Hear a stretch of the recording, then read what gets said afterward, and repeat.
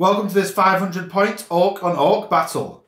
As mentioned in our previous video, we're going to a Games Workshop tournament on New Year's Eve, and we've both decided to take 500 points of Orcs to a small board tournament. Now, you can see that the board is marked out with the blue dice, so you can see the extension of it. This point in the middle is an objective. If you hold that at the start of your turn, from turn 2, you get a point. If you kill the Warlord, you get a point. If at the end of 5 rounds you're in the opponent's deployment zone, you get line breaker, you also get a point. Josh has brought his Orcs, and if you want a detailed view of these lists, check this video out. Do you want to give us a quick overview of what you've got, Josh? So what I have is just Macari's like a cheerleader. Then I've got the Squig Hug Boys, this guy who doesn't really matter. And then we've got Mossrog Scragbad riding the Great White Squig.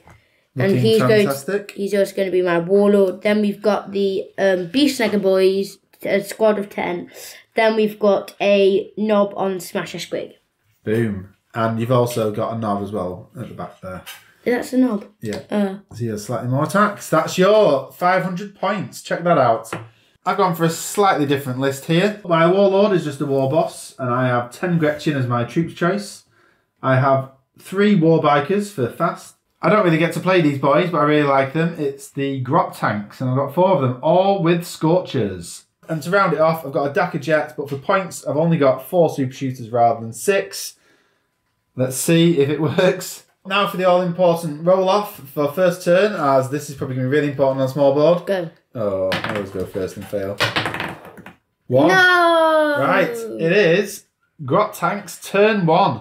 My Deathskulls have moved against the snake bites of Josh's team. The plane has just flown forward 20 inches. He'll have to pivot 90 and fly across. The Grot Tanks have moved forward and they are in range for their flamers, which is lovely. My Grots in the middle, they're a specialist mob, which makes them obsec. So I've got that middle objective. I don't know if they'll last there. My War Boss has advanced forward as well. He's called the waaagh, so I can advance and charge if I want to. The War Bikers haven't advanced, so they can shoot at full ballistic skill, and it's about a 7-inch charge into those. We'll see if the War Boss can get in. He has got the Warlord trait Brutal but Cunning and a Relic Super Cyborg Body. Neither of us have any Psychic, so it's straight into shooting. Great White Squig, Beast Boss on Squigosaur, both characters, as well as Macari. So I can't actually shoot them with anything because of all the other units. So the Dakka Jet is going to put its 4 Super Shooters at Dakka range into the Squig Hog Boy. So hitting on 5s, a lot of dice. 9 hits. Strength 6, toughness 6, so 4s. 6 5-up saves on the boys. All failed. All only 1 damage though. That's 5 damage. 1 is dead and 1 is down to 1 wound. Now it's time for the Flamers also into the Squig Hog Boys. D6 also hits from the Flamers. Oh my word. 2, 4, 5, 6. 6 shots. I could have got 36 shots. Strength 5 though, so wounding on 5s. 3 5-ups, okay. Failed them. These are only 1 damage as well.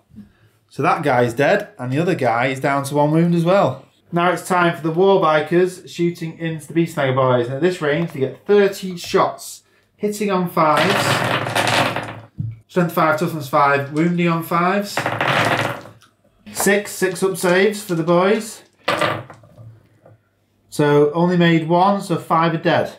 The Warlord's pistol is out of range. However, I've probably made my charges quite long now. Now the War Bikers didn't advance, that's why they were shooting on full ballistic skill. They've got an 8-inch charge into him. Bit scary, but he's the only one I can reach. So here we go. 8. He's in. They've charged in, and because the waagh's on, they get +1 attack each. Toughness 6. With the extra attack, and they've got choppers, which gives them an extra attack. There's quite a few dice here. Hitting on 3s. Strength 4, toughness 6, so 5s. 4 5-up saves. My saving is absolutely rubbish. So that's only 3 damage. With 2 damage left, he can now hit back. So 4 attacks hitting on 3s. With his big chopper. You're wounding on 3s. Only 1 wound. 1 wound, I get a 5-up save, which I make. Now an extra 2 attacks from the jaws of the big squig, so hitting on 3s. No. Oh, yeah. Yeah, just the one. Wounding on 3s as well. Yes. -1 AP, so I get a 5-up save again. Oh no. So after that, one of my bikers is down to only 1 wound. And it's been quite a devastating round, let's be fair.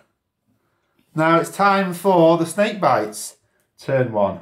Just to resolve something from last round, we forgot this guy had Brutal but Cunning Warlord trait, and that means he can reroll his stuff that doesn't go to inflict damage. So he actually took out that last biker, and this one's on 2 wounds. So Josh, what have you done then for this round? So pretty much, he's going to charge them. That they are going to charge him. He's fallen back, but then Makari's just gone off there, and I'm kind of thinking that no one would attack him because he has superiority over pretty much all orcs because he's got like this accidental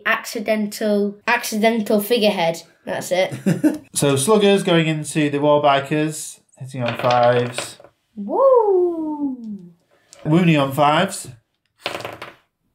So 1 wound. 4-up save.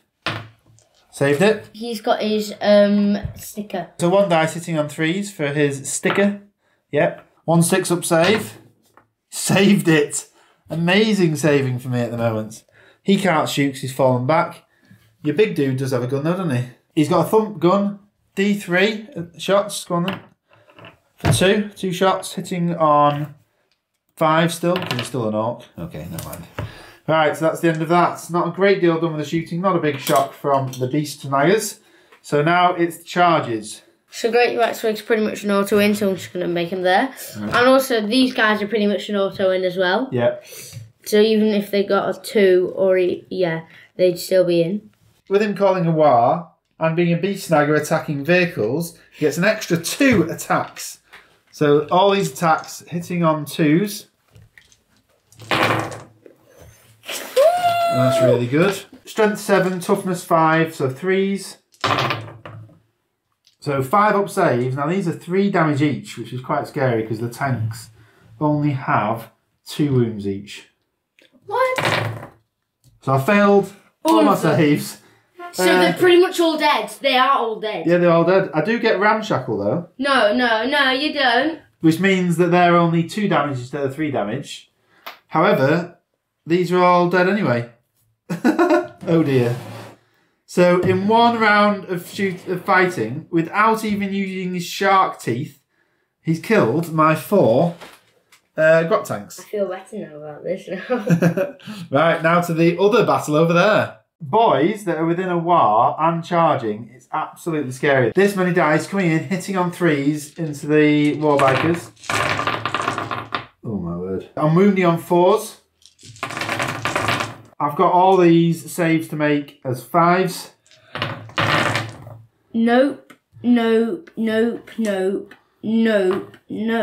So that's... They're both dead. So 3, yeah, so 7 damage. There's more than I've got in there. Without the Squig Hog Boy even having to fight, you've killed my warbikers. Oh my word. After a very brutal turn 1, there's not a great deal left. Although this guy's left, which is quite scary. It's Orks, which is the Deathskulls turn 2, and I get a point for holding that centre objective. So I'm actually 1 point up at the moment, but I only have the Warlord and some Gretchen left, and that's it. But you've got that. And my jet, yeah. So it's Deathskulls Orks turn 2. That has swung both ways really quickly. So my movements, my Warboss has come round. I'm going to have to take on the Great White Squig. I don't hold a lot of chance. The plane has strafed across to its possible point over there. It's going to shoot everything into the Beastsnagga boys. So a load of shots hitting on 5s and wounding on 3s. You get a 6-up invuln. So 1. How many shots have I got there?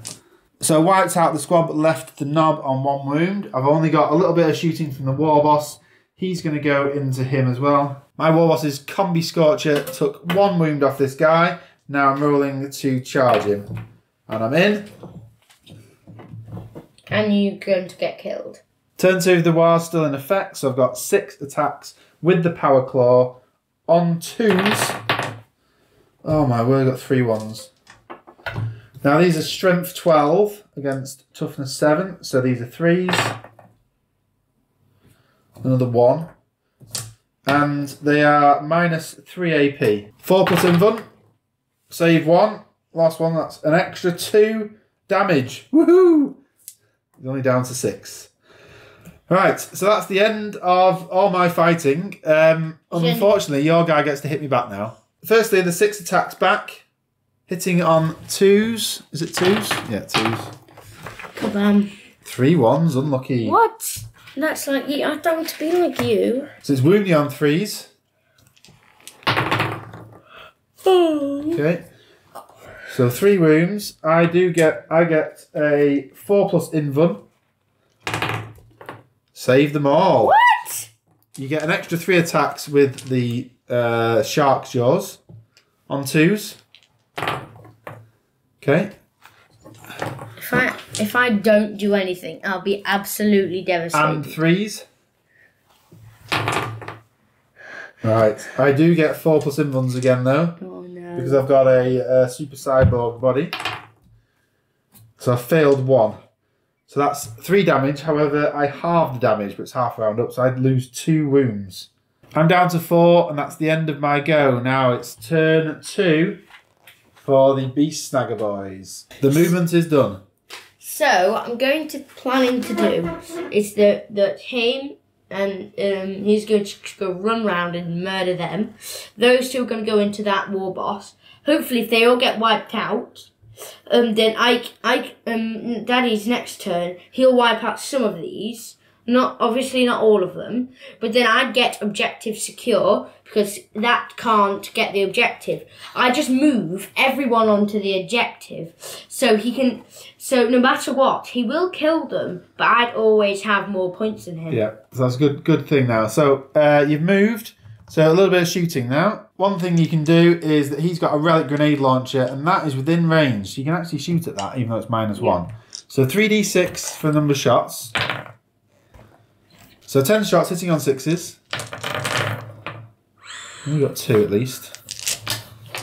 Got 2, right? Wounding on 5s. Nope. Oh, 1 wound. 5 up save on the jet. No. I'm going to count up. He's plinked off 1 wound off the jet. Unlucky. I'd rather do 1 wound than do kill a few Gretchens. Okay, that's fine then. The last bit of shooting did nothing. Even the Gretchen didn't get killed. So he's going to charge into the Gretchen. 4. Needs to get a 4, so don't get boxcars. Yeah, and now he needs to get a 4 into him. Yeah, 4 into the war boss. Yes. And the last guy is an auto-win because he's so close. Anyway, the Warlord is going to take 2 attacks from a Beastsnagga boy Knob and a Squighog boy first. Squighog boy first, 3 attacks, hitting on 3s. Yay. 4s to wound. 4 plus invuln. Saves it. He's got the two attacks for the jaws now on 3s. 4s. But you get a +1 anyway, so that's good. So that's gone through. 4 up invuln again. Saved it again. This little guy at the back can now fight. 1 attack hitting on 3s. No, he misses. Right, so now it's the Knob on Smash Squig into those poor little Gretchen. So 4 attacks hitting on 3s into the Gretchen. 2s. Yes. Oh. Now, these don't get a save. So there's only 3 dead? Yeah, 3 dead. They don't get a save. So 2 extra attacks for the jaws on 3s. Yeah, and then on 2s. It's killed another one. At the end of that, 6 Gretchen are left. And they hit back and did nothing. Out of this little pair here, my war boss gets to fight first. Oh yeah, the defenders fight first. And I am going to choose to fight against your war boss here, because that's the only way I'm going to win. So my war boss versus your war boss again. 5 attacks with the power claw hitting on 3s. That's not very good. Wounding on 3s. Yes. You get 4 up invulns. 2 4-ups. Failed 1. So that's 2 damage, but he takes 1 off for being the Mosrose Grandbad that he is. So that's only 5 left. Now the Great White Squick is hitting back. 6 attacks hitting on 2s. Alright, only one failed. And wounding on 3s. Okay, they all wound. I get that many 4-ups. I failed 2. So it's 4 damage on its own. My war boss only had 4 wounds. So now it's the start of turn 3. The Deathskulls move to 2 points for holding that central objective with my objective secured, Grots. Not a great deal has happened. The jet has just pivoted 90 and flown to that side of the battlefield. My Gretchen has stayed with the R, but I can now target the Great White Squig with the 4 super shooters hitting on 5s. I'm wounding on 5s. So 1 4-up save. Failed it. So it's 1 more damage off. That's it. Yeah, and that's the end of my turn. Because I can't do anything else now. It's absolutely pointless doing any combat with the Gretchen. No, I'm winning 2-0. So it's time for the Snakebites turn 3. My plan is that since I've killed their war boss, I already hit 2-1 to Daddy. Yep. But then, if I manage to kill the Gretchens, then I will have the objective for the next 2 or 1 turns. It'd be 2 turns. Yeah, I'd have that for the next 2 turns. That there won't be able to kill all of my guys, him, and him, in every turn. So I'd be able to keep that for both turns. But what you can also do is you could run one of your guys into my deployment zone to get a point. Which is Makari, who's doing that. Because he's got attack. If I kill your war boss, though, I get a point for killing your war boss as well. Good point. Ooh. So let's see how it goes. So first of all, we're going to resolve the attacks against the Gretchen off camera. Which will then make... Not a massive shock. The Gretchen just melted away to all that attack that was coming through. So now you've got all of these dudes keeping that objective. So at the start of my turn 4, I don't get any points. Deathskulls turn 4. The jet has flew, and is now going to pump all his shots back in to the war boss, because I need to get rid of him. 5s. 5s again. 4-up saves. Yes. Save 1. Lost another wound. Now the problem is, your warlord trait on this guy lets you stand back up on a 4+ with D3 wounds. So as I haven't killed him in turn 4, even if I kill him next turn, he could stand back up and I won't get my warlord. Yep. So that's the end of my turn. At the start of your turn, you get a point for holding that objective. That takes it to 2-all. Sneaky movement done by Josh. So it's 2-all and it's turn 4. So there's only 1 turn left. I can get a point by killing his warlord. But I can stand back up. You can stand back. You'll get a point for keeping that objective. Yeah.